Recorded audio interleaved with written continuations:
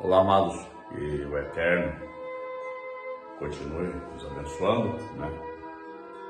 Vamos a mais uma reflexão do que se diz respeito ao Evangelho da graça de o nosso Eterno Salvador, que Ele possa, assim, nos dirigir daquilo que fazermos mediante a sua palavra para o nosso bem-estar na presença dele. Mas eu estava analisando hoje a respeito dos acontecimentos dos dias atuais, que na verdade é um pouco complicado para nós cristãos, né? E eu creio que ainda mais para aqueles que estão passando por esse momento difícil ali naquele lugar tão especial que é o Estado de Israel. Mas eu estava analisando os escritos bíblicos, né? Onde os discípulos, né, de Yahshua, eles, ao sair ali do templo, né, naqueles dias que era, o ápice daquela nação, o templo de adoração ali daquela nação israelense, né, aqueles judeus ali. E do capítulo 24 do livro de Mateus, tem um relato ali que me deixa um tanto quanto perplexo, né? E um pouco preocupado e pesaroso a respeito daquele dito, né? Do próprio Yahshua, né? No capítulo 24 ali, no versículo 1, entende-se através do escrito que os discípulos, seguidores de Yahshua, né, eles tinham aquilo como se fosse algo maior, né, para eles e para toda a nação, né. E eles chegaram até Yahshua e mostraram a estrutura, né, daquele grande templo, né. Agora, eles viam aquilo como algo maior, né, na vida deles e de toda a nação e por aí vai. Só que a resposta de Yahweh em Yahshua, né? Porque Yahshua não dizia de si mesmo, ele dizia de Yahweh, o Espírito Eterno, o Criador de todas as coisas. E Yahshua respondeu diferente da ideia deles, do pensamento, da adoração, né? E Elsha disse: não vejo tudo isso? Em verdade eu vos digo que essa coisa tão bela, né? Esse templo tão reverenciado, um dia desses ele não existirá mais. Ele diz: eu vos digo, em verdade, isso aqui tudo vai passar. Não ficará aqui pedra sobre pedra que não vai ser derrubada, não é? Agora, nós entendemos que isso foi uma palavra pesada, difícil para os discípulos de Elsha, né? Mas era a realidade, era o destino daquele templo, né? Era o que iria acontecer. E Elsha disse bem claro: isso não significa nada, porque um dia desse deixará de existir. E diz o relato bíblico que eles foram para o Monte das Oliveiras. E os discípulos foram preocupados com aquilo, né? E ao chegar no Monte das Oliveiras, eles perguntaram quando iria acontecer aquilo, né?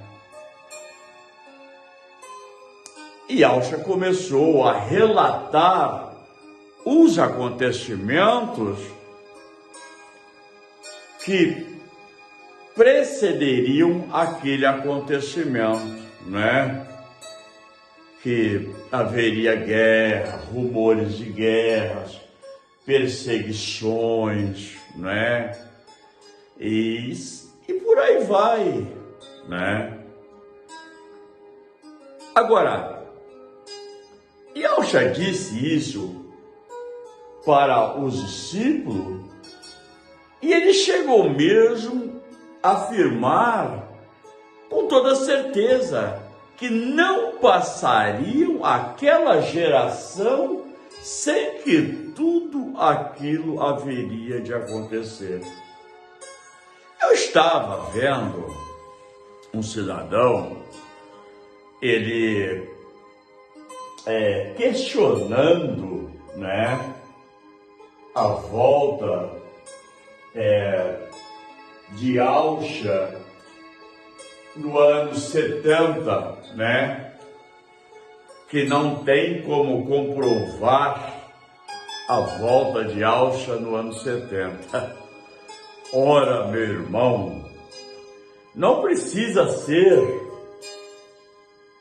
tão crente,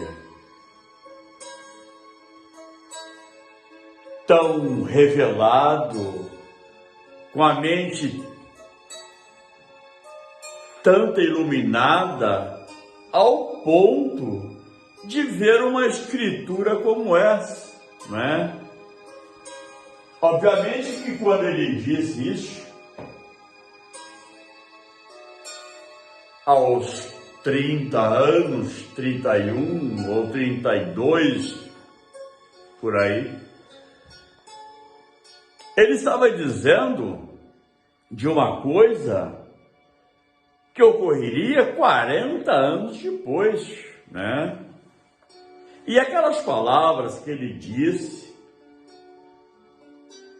por volta do ano 31 a 32, 33, né? Exatamente aconteceu no ano 70, né? E o cidadão dizia que não tem como provar onde se acha uma prova maior do que essa, né? Onde se acha uma prova maior do que essa, que realmente ele voltou no ano 70. Obviamente que ele não voltou para o Brasil, né? Isso aqui era uma mata selvagem, né? Obviamente que ele voltou para cumprir a sua promessa para aquela nação, né? E nós temos comprovações bíblicas que Yahshua realmente, no ano 70, no ápice da história, do cumprimento da lei, na queda do templo, foi para aquela nação, né? Nós temos, biblicamente falando, muitas evidências, muitas comprovações desse acontecimento no primeiro século, né? Eu estava vendo quando Shaul, né, estava evangelizando ali a Ásia Menor, né, até mesmo a Europa, né, ele enfatizava com toda ênfase, com toda certeza, que os dias da volta de Yahshua estava próximo, né? Quantas vezes ele dizia, nós estamos próximo da salvação agora do que quando o conhecemos, do que quando o aceitamos o Evangelho. Então, meu irmão, não há como negar que no ano 70, Yahshua retornou de uma forma sobrenatural e cumpriu-se aquelas promessas que ele disse para os seus discípulos. Na verdade, é difícil para o mundo eclesiástico aceitar algo como esse. É difícil para o sistema religioso aceitar que não existe mais nenhuma evidência que anjos tocarão a trombeta e que Yahshua manifestará mais uma vez nas nuvens para levar a igreja. Não, isso é antibíblico, pois a mesma Escritura diz em dezenas de passagens que Yahshua já fez tudo isso. As pessoas não conseguem aceitar essas coisas, essa ideia que ele não virá arrebatar a igreja. Mas se nós temos isto aqui, uma escritura que corrobora que essas coisas aconteceram,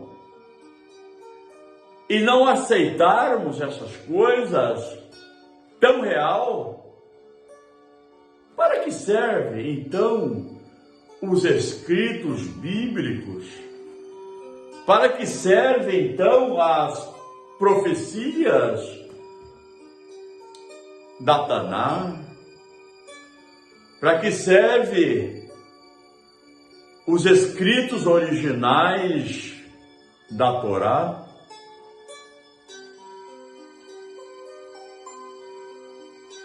a Brit Hadashah, que Shaul enfatizou tantas vezes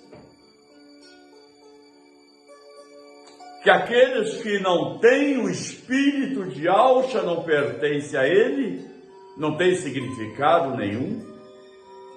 Ora, meu irmão, ora, meu amigo, as religiões insistem numa coisa que não tem sustentabilidade nas escrituras sagradas. Essa ideia de coisas, não é, arcaicas, né? Lei, ordenanças do passado, que é trazido para os dias atuais, imposta sobre as pessoas, isso já não significa mais nada na vida de um eleito, um predestinado, que tem o entendimento do evangelho genuíno da graça de Yahshua, né? Eu estava dizendo para uma pessoa a estratégia do sistema denominacional, né? O sistema religioso dos dias atuais. A habilidade que as pessoas têm para prender os indoutos através de escritos bíblicos sem contexto nenhum, com contexto totalmente equivocado, né? De ideia de homens presunçosos, sem a revelação da graça de Yahshua, não é? Mas o Evangelho está aí, né? O Evangelho está aí para os eleitos e predestinados reinarem em Mashiach, mediante o entendimento da graça de Yahshua, não é? E quantas pessoas, quantos irmãos, amigos, se foram com essa ideia de arrebatamento, de ressurreição, de julgamento, né? De lançamento em lago de fogo, coisas que não têm fundamento nenhum mediante as escrituras, né? Ora, meu irmão, ao partirmos desta vida, ao terminar os nossos dias, o nosso homem interior, automaticamente ele entrará na eternidade com Yahshua, né? Shaul ensinou claramente, enfatizou, ainda que o nosso homem exterior se corrompa, o nosso homem interior se renova. Ora, meu irmão, o próprio Yahshua, que o sistema religioso chama de Jesus, nada contra, né? Ele disse claramente, o Espírito é que é a vida, o Espírito é o que vivifica eternamente, a carne para nada se aproveita, não é? E veio esses lobos indoutos no entendimento, indoutos na revelação da graça de Yahshua, ensinando leigos sem entendimento, sem revelação, que um dia haverá um arrebatamento corpóreo, haverá um julgamento mútuo em que as pessoas serão lançadas no lago de fogo. Ora, meu irmão, quem ensina essas coisas não entende nada da graça ideal, não conhece os escritos originais hebraicos, não entende nada do grego, não entende nada a respeito do reino de Deus, não é?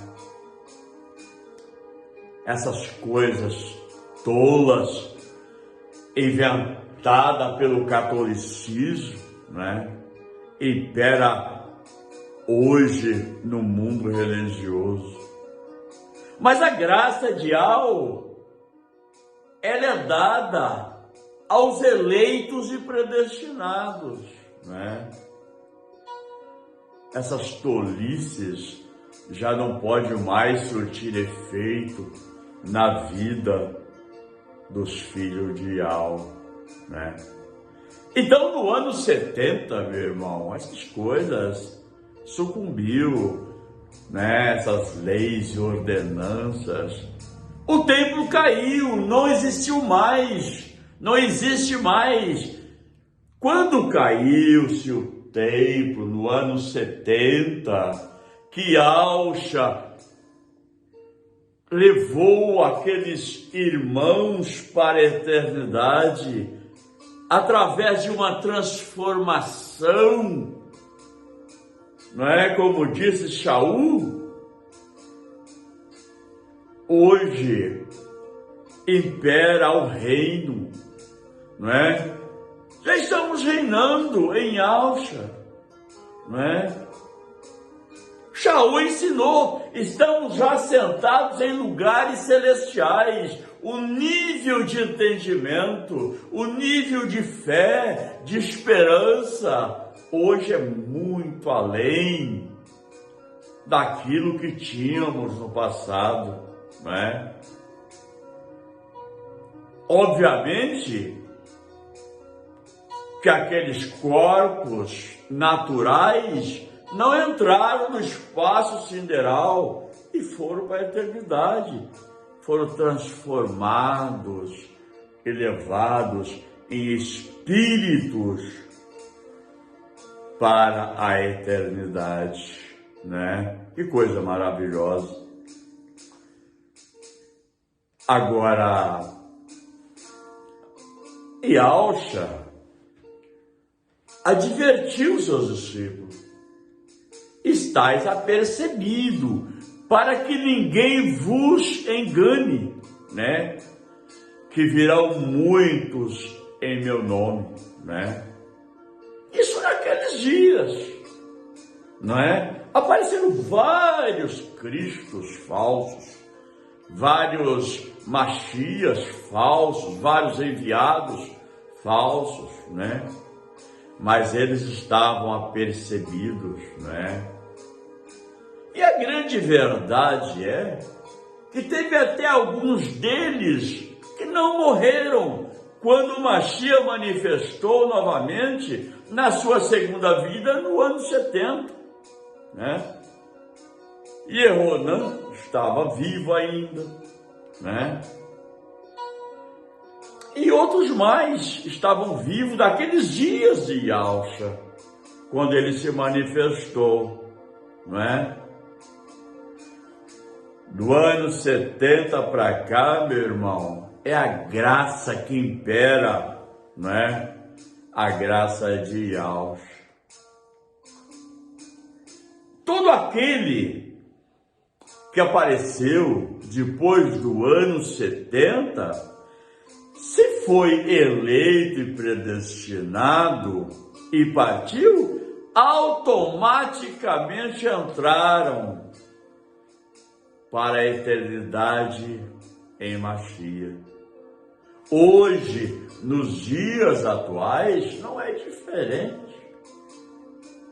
Você, meu irmão, minha irmã, que perdeu o teu ente querido, né? como diz o sistema religioso, desviado, né, como eles dizem, cometendo delinquências, e eles dizem que o mesmo está no lago de fogo, impossível que isso aconteça. Não tem nenhuma evidência escriturística para um ato como este. Simplesmente deixou de existir e saiu da memória do Eterno. Shaul ensinou essas coisas. Aquele que não tem o espírito de Mashiach, esse não é dele. Simplesmente não existirá mais. O salmista Davi, já com a sua revelação, não da graça, porque ele estava sob a lei, ele dizia já nos seus dias: o ímpio cedo será ceifado e não existirá mais, e não haverá mais memória dele, né?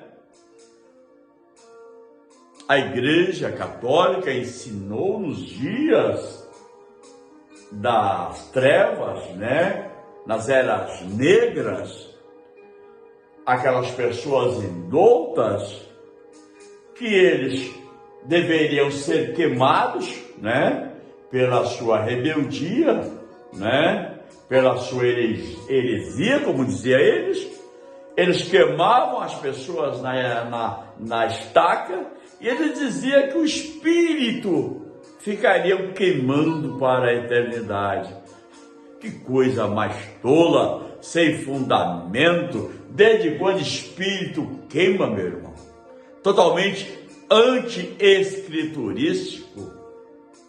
Quem não tinha o espírito, automaticamente não existia, né? Agora, tu pode dizer, ô pregador, como não tem espírito? Todo mundo tem espírito, obviamente que sim, mas espírito de vida. Agora, o espírito eterno, criado pelo Yahweh Todo-Poderoso, é outra coisa, meu irmão. Espírito de vida, os meus animais têm, todo mundo tem. Agora, o espírito, o homem espiritual, esse não é todos que têm. Consegue entender? Então funciona desta forma. A graça de Yahweh é, além de tudo, essa baboseira que se vê por aí, né?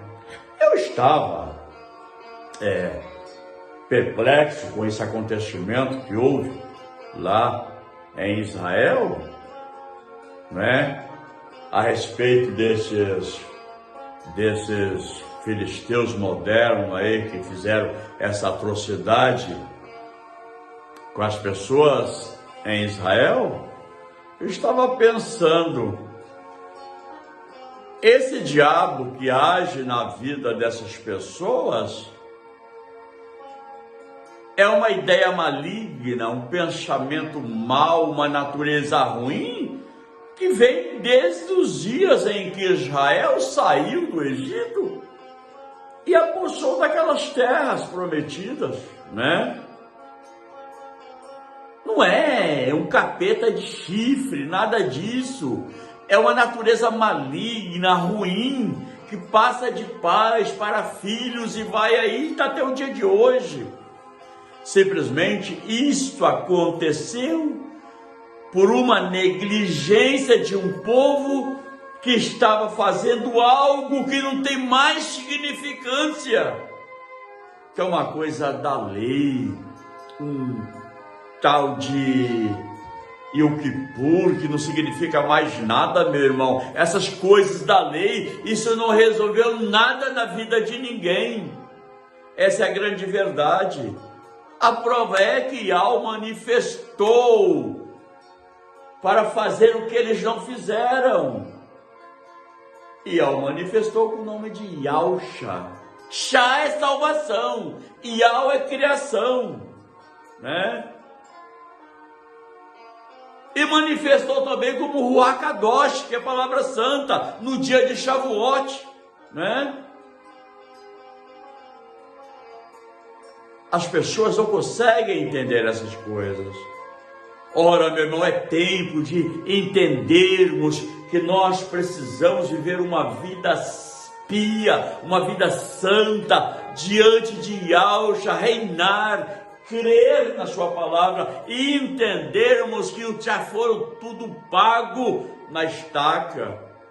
Shaul disse que ele pegou as transgressões, pegou os pecados da casa de Israel, pegou aquelas coisas, aquelas negligências e cravou na estaca, levando o senso de culpa, não é? E vem esses tolos aí enganando as pessoas, me chamando de pecador. Que pecador? Quando apareci por aqui, as minhas culpas já foram pagas. Consegue entender essas coisas? Essa ideia de batismo em água, Pessah da nação de Israel, circuncisão, pagar dízimo, não é? Isso não existe, meu irmão. Isso é coisa de lei, coisa do passado. Hoje é a graça de Yahshua, não é? Shaul, que nós conhecemos como Paulo, né? Ele orou 3 vezes: tira de mim essas coisas ruins, esse espírito elevado, tira de mim essas coisas. E Yahshua disse: a minha graça te basta. Vá em frente, anuncia o Evangelho. Ele saiu pelo mundo pregando o Evangelho. Não o Evangelho segundo os homens. Ele dizia: meu Evangelho não é segundo os homens. Não era aquele Evangelho de lei, mas para o povo gentil, mas era o Evangelho que veio direto do trono. E o Evangelho de Shaul diz muito bem claro que essas coisas de leis e ordenanças não servem mais, meu irmão, não serve mais para o povo gentil. Não tem veracidade essas coisas, não tem veracidade os ensinamentos de Shaul. Obviamente que tem veracidade, é o indicado para nós, né? E realmente eu fiquei extremamente preocupado, chateado com os acontecimentos do Shabat, né? Lá, mas não há o que fazer, simplesmente aceitarmos que nós, cristãos genuínos e predestinados, estamos reinando em Cristo, né? Mediante o Evangelho da Graça. O resto, meu irmão, que se diz aí no sistema eclesiástico é o resto. A palavra tem primazia. Ele disse: não passará esta geração, aquela geração, sem que aquilo acontecesse. Ele diz: passará os céus e a terra, mas as minhas palavras não hão de passar. Ele não disse que a terra deixaria de existir, entendam? Ele não disse que o céu deixaria de existir. Olha o contexto, ele não disse isso. Ele disse que passariam tudo, menos a palavra dele. Consegue entender isso? E no ano 70 sucumbiu, o tempo caiu, a graça foi estabelecida por completa. E quem apareceu aqui nesse sistema, nessa terra, eleitos e predestinados, apareceram sem culpa nenhuma. Então, quando esses pastores aí, esses lobos, esses indoutos na revelação da graça de Alcha, dizer essas acusações, fique sabendo que nós já temos as nossas culpas pagas, estamos reinando em Alcha, o Todo-Poderoso, o Filho de Al, no ministério salvífico, não a segunda pessoa, quanto menos a terceira, mas o templo de Al, o Todo-Poderoso. Eu tenho preparado uma mensagem sobre a manifestação de Al em Melquisedeque. Vou passar para os irmãos. Eles não falam sobre isso, porque têm medo de falar.